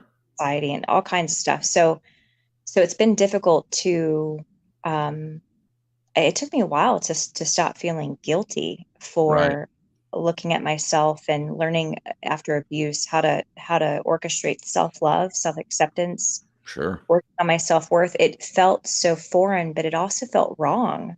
Yeah. I felt guilt. It just was really difficult. And so there's still like remnants of that. Absolutely. So accepting, not just accepting myself, but accepting where my family's at, they do show love in a couple of ways. And I don't want to discount that. It's not like they haven't showed love in some ways. And, but then it like flip-flops. It's weird. Which could be a couple of things. I'm not going to go into that. But it's just accepting them where they're at and accepting, like you said earlier, Nez, I can't remember how you worded it, but the love that they do show, accepting that and being grateful for it. But also accepting their own limitations Mhm. and as well as me accepting who I am. Yeah. Because I have been on the flip side of that where I haven't been accepting where they're at. I want them to change. I want them to love me in a different way or express it in a different way. And Yeah. there's expectations of how things should go. Yeah. And then I've been judgmental of myself, and just beating myself up. So that does not work. No. I don't want to do that. Good. So Thank you, Jen. It serves no purpose whatsoever to beat yourself up. It does no good. There's no positive upside to that. And I know this is again the thing that I have done, and it leads to nothing that's helpful. Um, Glenn, do you want to go, and then I'll finish up? Is it a lack of acceptance that holds us back from moving on? What do you say? I think it's huge. I think how do you expect to participate in the world in a healthy manner if you don't accept yourself? Hmm. Duh. You can't, surely. You can't do it healthily. That you might do it dysfunctionally, but you certainly can't do it healthily, in my opinion. yeah. That's the answer. Agreed. Thank you. I'll be really short too. I agree with what everyone has said about this one. A lack of acceptance, and in this case, Jen, I think you nailed it. You have the part that you're working through, being accepting of yourself, and there's no problem there. That takes time. It's not something it's like turning a switch on. For most people, it's not like turning a switch on. It takes a while to learn to accept yourself when before you weren't accepting yourself. So that one, we can leave that to the side, in my opinion. You're doing that. It just takes time. That's not the issue as I see it. The issue is accepting the reality of who your parents and family are and what they're capable of doing. And working on what you do have control over, which is you and only you. That's all you need to focus on. And just as a reminder, when you went no contact with them for a while, you were in a good place and this stuff wasn't bothering you. Now, I'm not suggesting you do that again. You can still, call and check in and all that stuff, but for the most part, just work on the self acceptance. That's going to clear up a lot of this, in my opinion. It has for me. I Yeah. had similar things, and you and Glenn both helped me through. I realized that I was still trying to prove to my family that I'm not in this role that they put me in, and that I accepted at a fairly early age of being the black sheep of the family. I embrace being the black sheep now.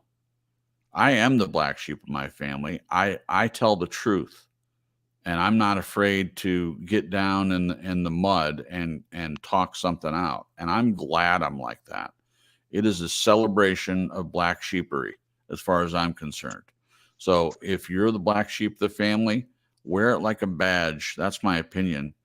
Accept yourself for who you are, not who they think you are, and let them deal with the other parts that you have no control over.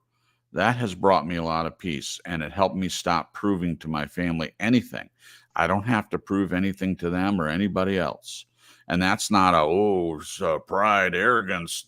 It's not that at all. It's just the reality. I don't have to prove anything to anyone. The only one I have to prove anything to is myself. And even there are things I can't prove. I just have to keep focusing on what I need to do to be a healthier man in a marriage and in my friendships and in my relationships. And that takes care of a lot of the other things.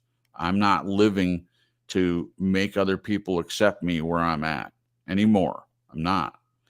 And there's a lot of people that go their whole lives, they never accept themselves, and they're at the mercy of what their family and friends and church and government and whatever thinks about them. And it's no way to live, in my opinion.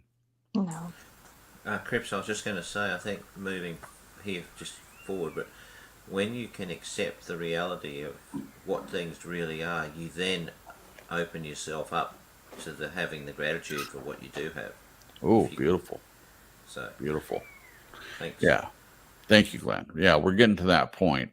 We have time to answer these other questions here, so we'll move forward unless anyone else has anything to say about this last one. Is it a lack of acceptance that holds us back from moving on? I think we all covered it. All right. So Glenn says, I believe Sandra has a good point. She says, look deep and find out what you are getting out of all the past stuff, and then you will be able to let it go in the present. And yes, even if you carry it with you, it won't destroy you. To me, that whole statement is gold. Now, in my opinion, I know this whole show seems to be focused on Jen, and I know that can be uncomfortable, but hopefully it's helpful in some way. But in my opinion, I don't feel like this is you. Now, you can correct me if I'm wrong, but the first part, what you're getting out of the past stuff, maybe I'm wrong, but I don't think you're getting anything about the way this has been feeling for you. I don't. Do you agree? I think there's something there, Okay. but I have to do some digging, like Mhm. some thinking about it. Okay. Fair enough. I really like what Sandra said. It's very Yeah. insightful. Doesn't surprise me. Okay. So as far as the statement itself, the question that comes after that is, what do you think? So what, you don't have to resolve the part that I asked you, but what do you think about Sandra's statement? Do you have anything to add? Well, I'll say that I have had to have been getting something from it to continue going back to it, to continue repeating the same cycle. You know what I mean? Yeah, I do. And I'm not saying it's a good something that I was getting. Right. So Well, that's clearly bad. not, right?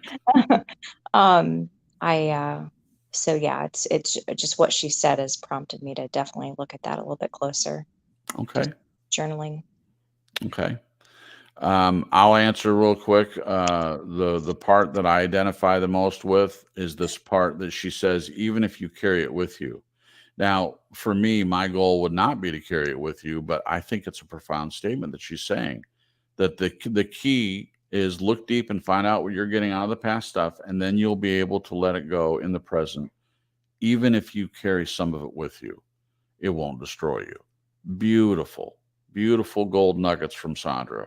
I love it. I identify with this to a great extent. If there is something that you carry with it, it's yours. It's not someone else preventing you from having joy and being happy in your life, and you're dealing with it. If you choose to carry it, if a person chooses to carry a little piece of this with them, it won't destroy you because you're focusing in on what you need to do to change, and whatever you got out of the past stuff, you deal with that and you move forward. Carry it with you if there's something left, knowing it won't destroy you. That's my comment. Nez, what do you think? What do you think about Sandra's statement? Can you read it again for me, please? I absolutely can. I believe Sandra has a good point. She says, quote, look deep and find out what you're getting out of all the past stuff, and then you'll be able to let it go in the present. And yes, even if you carry it with you, it won't destroy you. I think that's wonderful. And I think Richie from Boston channel that I used to be a moderator for when he had an operating channel before YouTube locked him out of it. He used to say, take what you will, take what you can use, what you need, and leave the rest. Yeah. I understand hanging on to some things that are beneficial to you in some way. But if you've got things you're hanging on to that bring you nothing but pain, Right. nothing but bad, then there is 0 point in Right. hanging on to any of that. Yeah. And it's not, you're not going to love them any less if you let go of the toxicity. You're Mhm. not. Your love is Right. still going to be there. Yeah. Beautiful. What about you, Glenn? I mean, you were there for the comment. You're the one that wrote it, so I probably don't have to read it again. But what do you think about Sandra's statement? I think it's spot on. I'm going to put up something for Jen to ponder as to what I think is relevant here. Jen, I think what you're getting out of it is that let's call it the old and the new Jen. The old Jen gets more attention and acknowledgement from family than the new one. That's what's Right. in it for you. Wow. That's yeah, Right. yeah, that's definitely something to ponder for sure. Thank you, Glenn. All right. We'll leave that there for now. Everyone answered this one, so we'll move forward. Glenn says, I say hurt and disappointment are natural consequences of living. I just want to say briefly, I agree completely. This is an imperfect world. We all know that. There's no rose-colored glasses on that this world is completely 100% perfect without any kind of disappointment or sickness or disease or dying or any of that. It just is a fact that these things exist. Now, I'm not suggesting that we focus solely on those things, but it is a reality of life. So I agree. The person who has never felt pain of any kind has not lived. I don't know this person. I've never met them, but I have met people that pretend they're not in pain. And this is what Jen was talking about, her experience at the church when she tried to open up in a Bible study or Sunday school class, I forget which, but she was sharing some of her own struggles, and it was like crickets. And that scared people that don't want to share that they also are hurting. And it happens all the time. So as far as an actual person that never felt any pain, I don't know that they exist, but I do know there are plenty that pretend that they don't, or they're not willing to look at it. And that's what I feel is the case here with the family. He continues, I find it amazing how retrospect and reflection can soften an attitude and highlight things that were not seen at the time. The second story is about Cripps's mother. It's no secret that gratitude, pain, and disappointment are all part of my experience with her. It's a bit like Jen's story in some ways, just different circumstances.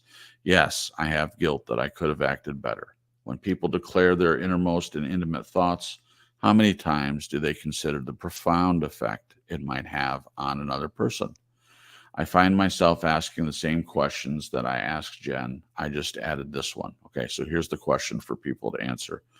Can gratitude coexist with pain, hurt, and disappointment? If yes, how? Who wants to tackle this one?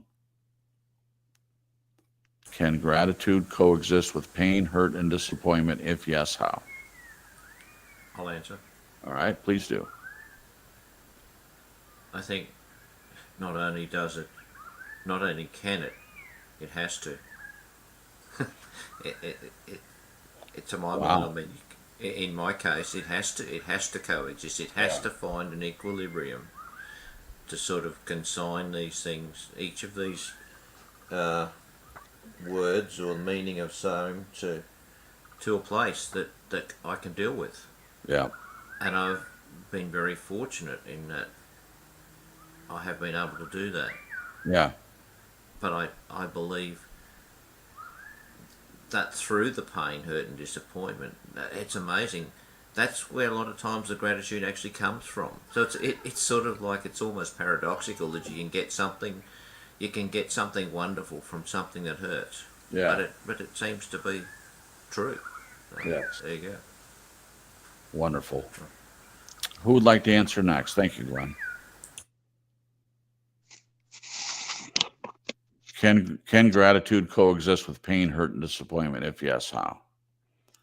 If no one wants to go, I'll go ahead and answer. I'll go. Okay, go ahead, Jen. I think it can, but I know for me it's been difficult. This particular type of pain has been kind of consuming, and it's like I have to remind myself to be grateful. So it's been a little bit of a struggle, but I do think it can be possible. I mean, there's been times that I've been sharing with you, Jason, my feelings, Mm-hmm. and have just in that same moment been very, very grateful for you, that you're there, that you're here for me, and that you understand and empathize and acknowledge and just love me. Yeah. So yeah, I think it's possible. Oh, wonderful. Thank you. I agree with Glenn and Jen both. Yes, gratitude. I like that Glenn said it has to. This is, as I stated, an imperfect world full of hurt and pain and disappointment and death and disease and all sorts of things that are difficult to deal with. It's just hard sometimes. But if we don't, if we aren't able to have gratitude for the things that aren't painful, that aren't hurtful, that aren't disappointments, that the good things in our life, then what is left to focus on?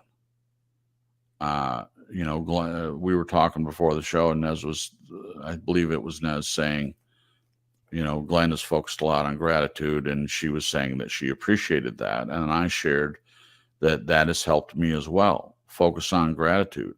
I've been in places in my life in the past where I couldn't be grateful for anything that I was going through. My focus was just on that. I didn't have a decent job, and I'm struggling. When the first part of my life, I never seemed to struggle financially. I always had work. I always had money. And I wish I had done better with saving it or investing it and stuff. But I lived my life, and I don't regret any of that. But when things got really, really hard, and it started to get hard when the first recession hit, back in between 2008 and 2011, somewhere in there. That was the first time that I really ever had trouble finding a job. And we had to live with my ex's parents in the apartment upstairs. We had to move everything to another state and live. And it was just difficult. And I wasn't grateful for anything. I didn't have gratitude for what I was going through. I just pissed and moaned internally. I didn't broadcast it to everyone, but I just couldn't do it at the time. I couldn't let them coexist because I couldn't find what I was grateful for or have gratitude towards. Now I'm in a way different place now. And thank God. Thank God that by going through some of that hurt and disappointment and pain and struggle and all that stuff, it knocked me down a few pegs on some things that needed to be knocked down. And as a result of that, I am able to feel gratitude. I am able to be grateful for what I do have. And what I have, and I hope this isn't uncomfortable for Jen, but I have the most amazing, loving, kind, conscientious, graceful, intelligent, funny, cuddly wife in the world, in the known world. And I don't care what anyone else thinks of her. I really, really don't. She is amazing, and she helps me wake up every day looking forward to what's going to happen next and what I'm going to learn about her, what I'm going to learn about myself because I'm with her. I'm a different person because she exists. So yes, we've had some struggles, we've had some hurt, we've had some pain, and we've had some disappointment, but she and I work through it together. Neither one of us is alone. There's a lot of people that don't have that. They don't have someone to go through all the pain, hurt, and disappointment with the benefit of having someone to hold their hand and walk through it with them. And I have a lot of gratitude for that. So yes, we can go through all this other stuff and have gratitude. And I think that's just the way the world is at the present time. Now, as you're last on this one, I think, can gratitude coexist with pain, hurt, and disappointment? If yes, how? Well, I agree with everything you all said. It's a part of life. There's a grand mixture of ups and downs, of failures and triumphs, and we can learn from all of it. And I think the balance that we need is to how to keep moving and moving forward no matter what comes across our path. Exactly. Excellent. All right. Glenn continues to take us to a close. Here's something I thought long before sharing. It shows me that life is profound and there's a wonder on every corner. Sometimes we don't get what we desire in the moment, but we end up with so much more. In an almost paradoxical way, part of my gratitude towards Crips's mom came through God, in quotes. How could anyone read these words below and not feel the power of them? My mother stated. I also had the strong sense that the issue of your belief in God would be settled without any of the traditional attempts to convert that we Christians are so used to. I feel so filled with love now that if you cannot feel it when you are with me, then I don't know that anything else that could be said or done would make any difference. I'm trusting, as with all the other parts of our miraculous and amazing story, I am not the author. This so feels like the pain that alters. I give thanks for that. And then yet another quote from my mom. God sent you to me because he knew that I needed something that I had never had before, and I needed it as soon as possible. I will never understand why I have been so fortunate, and I will spend the rest of my life being grateful to you for being willing to give so much to me. Difficult to pick a quote to finish, so I went simple. Quote, the world is changed by your example, not your opinion. Paulo Coelho. All right. We have a couple minutes left, and I would like to spend that time talking about these two quotes. Does anyone want to comment on either of my mom's quotes that Glenn added here? I'll just say that they're beautiful. Yeah. Okay. Very moving. Yeah, I'm moved by them too. Anyone else? How could you not have gratitude for that? I don't know. I mean, I suppose if someone had a heart of stone, you know, that's the only way I can see it. My mom was a very unique person, and I will always be grateful for her impact in my life. And even beyond the grave, she continues to impact people, which I find incredible and fascinating. In the first statement, you know what she said, I feel so filled with love now that if you cannot feel it when you're with me, then I don't know that anything else that could be said or done could make any difference. I don't think she could have said that better. And lastly, I am trusting, as with all the other parts of our miraculous and amazing story, I am not the author. That last part, I am not the author, I identify very much with that. We are responsible for a lot of things. There's a lot of things that we do have control over in our own lives, but there's a storyteller, whether you think it's God or universe, you don't believe anything like that, and it's just coincidence, that's all well and good. But some of the story that's being told, we are not the author of it. But these things that we've talked about tonight, I do believe that we have more control over it than we think we do. And I'm talking to myself too. There have been things in the past where I felt it was all external. It was someone else, doing something to me.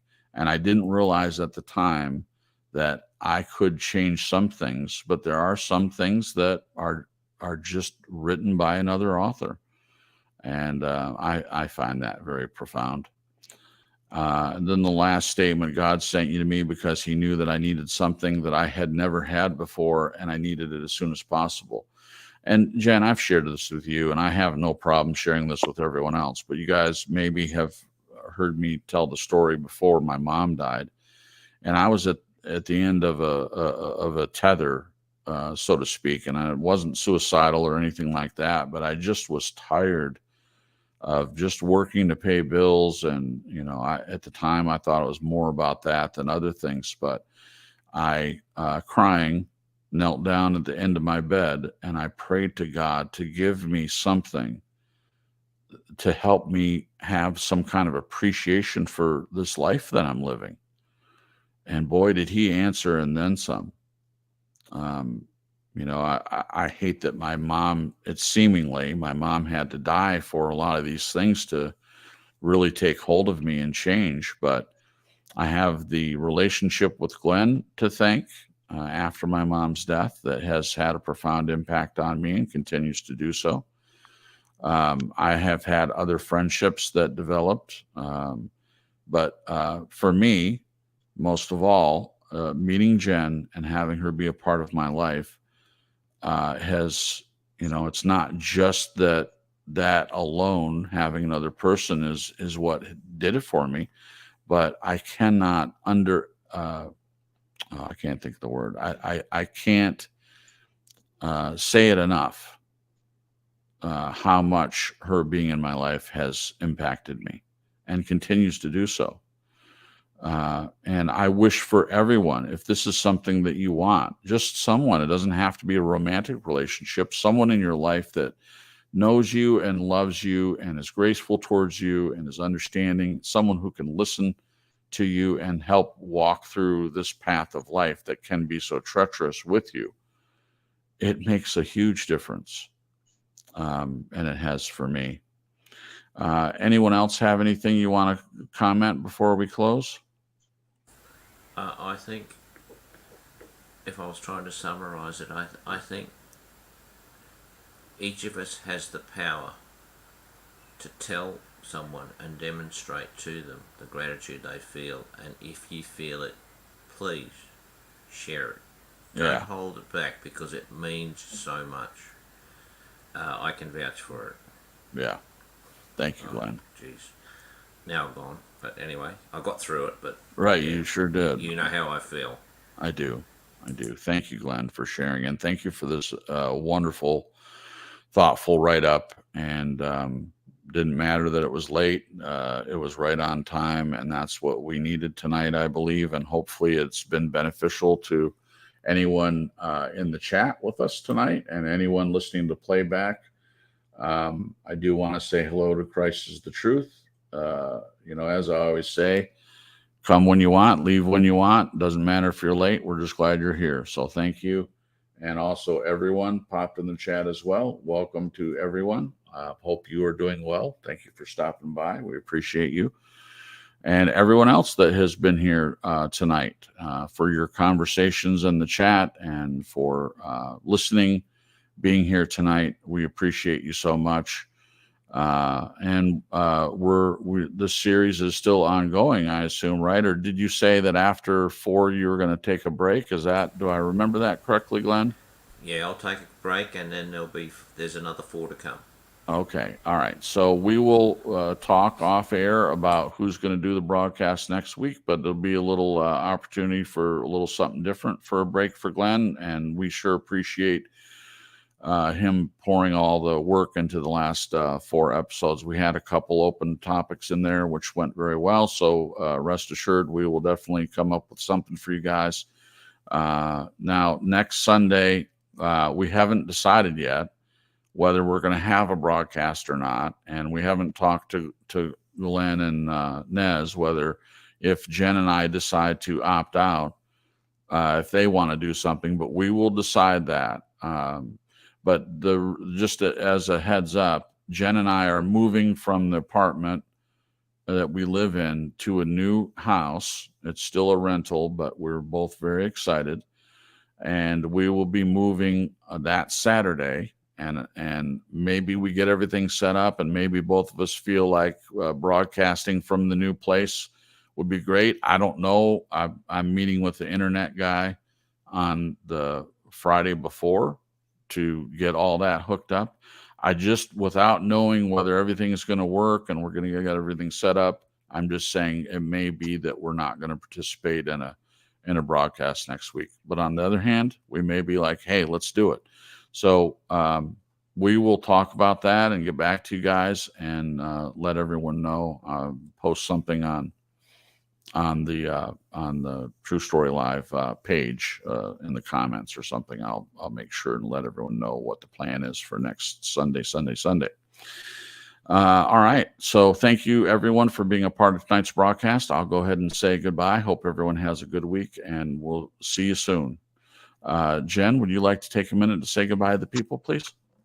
Sure. Thanks, you guys, for coming and hanging in there as we're talking about, more personal stuff instead of like umbrella topics.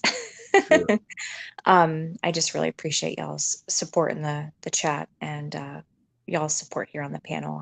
It's been really difficult, and for me, it's sometimes physically hard to be vulnerable.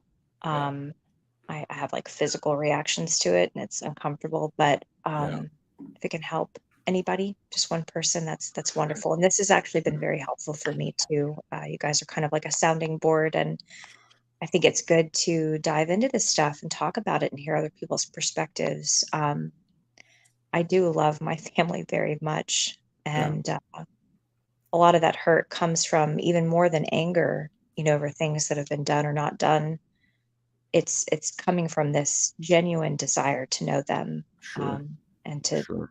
truly, truly know them on a deep level. And I know I have to accept the fact that that's just not going to happen, and be grateful for what they do give me. Yeah. And I am grateful for the people that I have in my life that are willing to go deep. I very much appreciate it. And you guys in the chat aren't afraid to do that either. And I admire it and I appreciate it about you guys. So thank you. Good night. Have a great week. And for all of those in the States, happy 4th for next week. Yep. Night. Thank you, Jen. Appreciate that. And just real quick, I want to say hello to our friend Torben Rasmussen. As I've said, one of my favorite names in the world. We're glad that you came by, and thank you. Thank you for stopping in. All right, Glenn, if you could take a second to say goodbye to the peoples. If you have any closing comments, please make them. Sure. I'll say goodnight. I have lost count of the emotional blowouts I've had over the situation. But you know what? I wouldn't change a second of it because it is incredibly uplifting to be able just to let it out. So I'll say goodnight and thank you for listening. Thank you, Glenn. I appreciate that. All right. And last but not least, I'll ask Marisa of the Nez Lover channel if she would be willing to make any closing comments if she'd like to, and if she would close us out for tonight. Thank you, Nez. Thank you, Jason. And thank you, Glenn, for another fantastic conversation starting right up. And Jen, I really hope this has been helpful for you, particularly. It just really reaches me with your struggle because it's similar in several ways with what I've gone through with my own family, particularly regarding breaking the preset paradigms that the toxic family members have for you. So I'm glad you're free and not living in that anymore. And I hope that you'll continue to walk forward and embrace that freedom. And we're right here with you every step of the way, my dear. We love you. All right. Thank you, everybody, for being here tonight. Thank you all who are in the chat, all the lurkers, and everybody who catches that replay. And special shout out to Billy. I'm sure you love my rants tonight. I love you, Billy. Thank you, everybody. And I don't know what's happening next weekend, but God willing, we will see you soon here on True Story Live. Hopefully this Sunday, next Sunday. I'd like to be here. God willing, we'll see you soon. Have a great rest of the week, and God bless and good night.